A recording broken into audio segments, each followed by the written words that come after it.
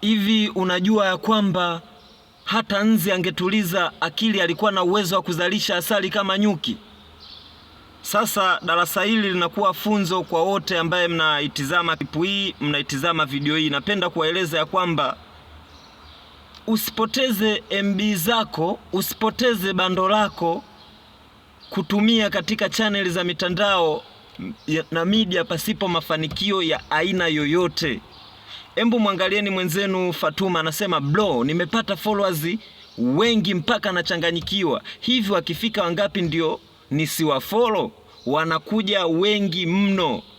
Sasa wewe mwenzangu na mimi nikikwambia gusa alama ya kujumlisha hutaki, gusa alama ya kopa hutaki, ingia kwenye uwanja wa comment, andika changamoto yoyote inayokusumbua kwenye channel media ya TikTok usaidiwe, hutaki.